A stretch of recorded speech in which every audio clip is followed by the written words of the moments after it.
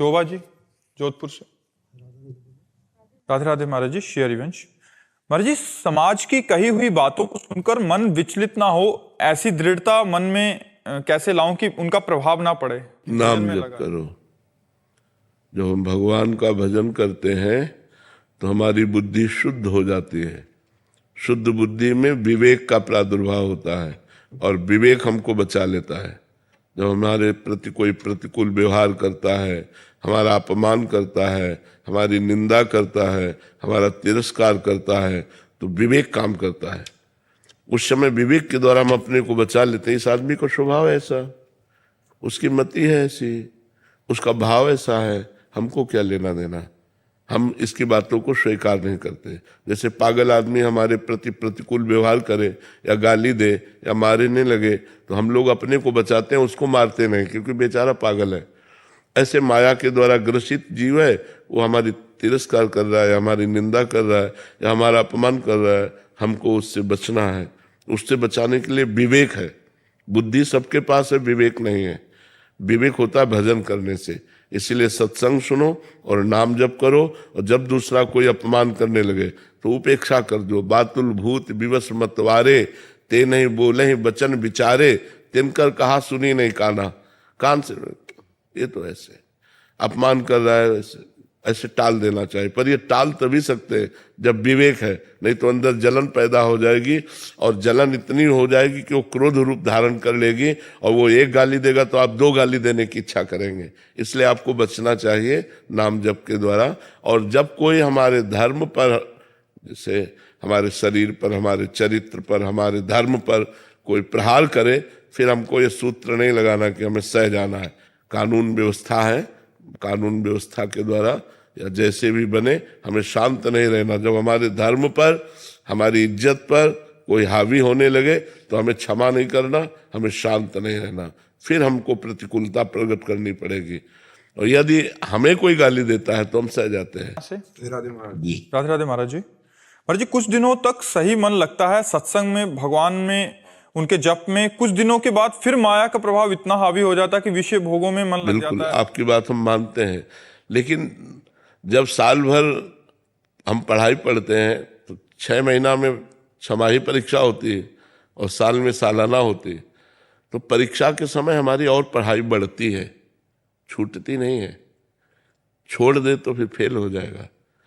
तो जब माया परीक्षा लेने के लिए हमारे सामने प्रश्न करे, महीना 2 महीना 4 महीना में, कि माया का भोग सामग्री सब उस समय और हमें सावधान रहना है। ये मेरी परीक्षा है, अगर मैं इससे पास हो गया तो अगले क्लास में चला जाऊंगा। भजन की भूमिकाएं होती है तो उस भूमिका में पहुंच जाऊंगा। पर साधक सोचता है चलो भोग लेते हैं, भजन तो फिर भी कर लेंगे, तो वो फेल हो जाता है। फिर धीरे धीरे वो इतना फेल हो जाता है कि जो भजन कर रहा था उसमें भी अश्रद्धा हो जाती है।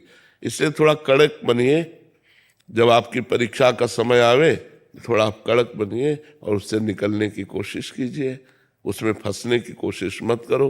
माया प्रश्न तो करेगी, वो प्रश्न किए बिना क्लास बदलता ही नहीं है। प्रश्न हुआ, भूमिका बदली और वो उच्च दशा में पहुंचने लगता है साधक।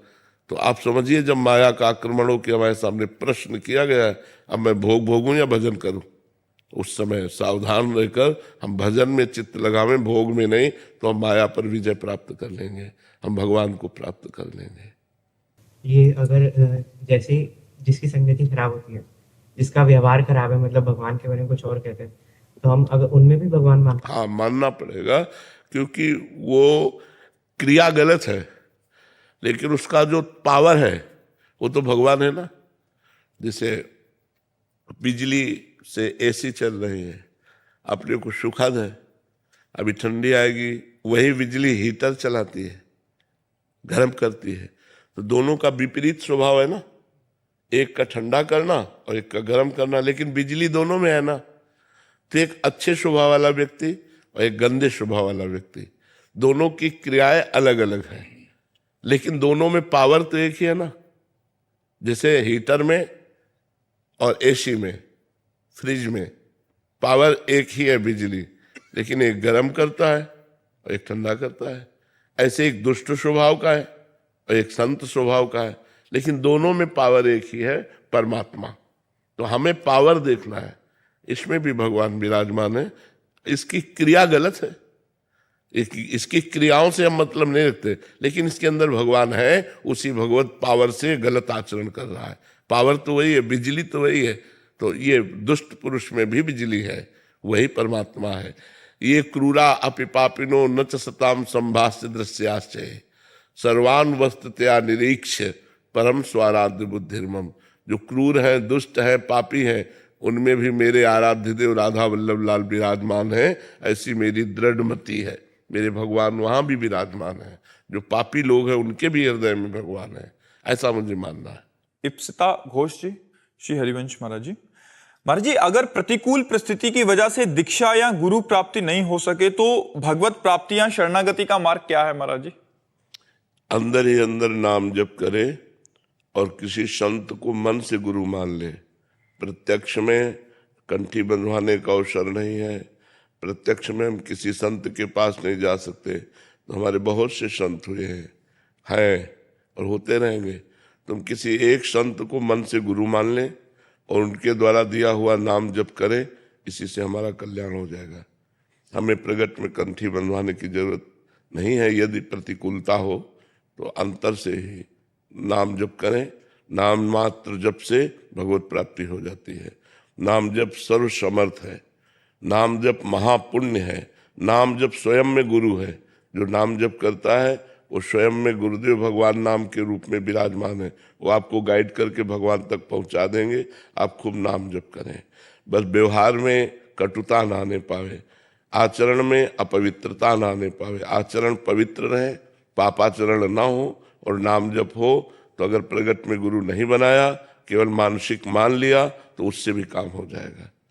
द्रोणाचार्य जी ने प्रगट में एकलव्य को शिष्य नहीं माना, लेकिन एकलव्य ने मानसिक गुरु मान लिया द्रोणाचार्य जी को, और एकांत में जाके द्रोणाचार्य जी की मूर्ति विराजमान करके रोज प्रणाम करके धनुर्विद्या का अभ्यास करता, तो अर्जुन से भी श्रेष्ठ धनुर्धर बन गया था। इसलिए गुरु हमें स्वीकार करें या ना करें, हम गुरु को स्वीकार करते हैं, इससे काम हो जाता है। हम मानसिक गुरु को स्वीकार कर लेते हैं। जी महाराज जी, आज के सत्संग में था श्रद्धा उत्कंठा के बिना भगवत प्राप्ति नहीं, तो भगवान दर्शन नहीं देते जी। तो महाराज जी, एक संत सरमत जी का जीवन चरित्र आता है राधा मोहन के जीवन चरित्र में। वो तो उनको तो नहीं था ऐसा कुछ। वो आए थे ईरान से आए थे सूबेदार के रूप में भारत, फिर किसी काम से अयोध्या गए, फिर वहाँ पे राम मोहन का दर्शन मिला। वो तो मतलब नहीं, अयोध्या जाकर के उनकी श्रद्धा उत्पन्न हुई भगवान श्री राम के रूप में। पूरे चरित्र को ध्यान से सुनो। जब वो भगवान श्री राम के रूप को देखा, कनक बिहारी ठाकुर को देखते ही लुब्धायमान हो गए और लगा इनको मैं भर नेत्र देखूं। और भगवान जिसके चित्र को चुराना चाहते हैं तो कुछ और ही दर्शन देते हैं। बस आशिक बन गए भगवान राम के, और जबान में राम नाम और हृदय में ध्यान। यहाँ तक कि शायद औरंगजेब उस समय बादशाह था, तो उसने जामा मस्जिद के दरवाजे पर खड़े करके पूछा, तो उनका मैं कोई गलत हूँ? मैंने राम से आशिकी की है, मैं कभी नहीं छोड़ सकता। राम राम, उसने गर्दन उड़ा दी। तो गर्दन अपने हाथ में लेकर उसकी तरफ बढ़े, तो एक वहाँ फकीर खड़े थे, तो उन्होंने कहा फकीर को तैश मुनासिब नहीं, बस गर्दन गिरी और शांत हो गए। वहीं सीढ़ियों पर उनको दफना दिया गया कि सब इनके ऊपर पैर रख करके जाएं। बाबा जब वहाँ से निकले तो आंसू आ गए थे कि ऐसा राम प्रेमी और ऐसी दशा।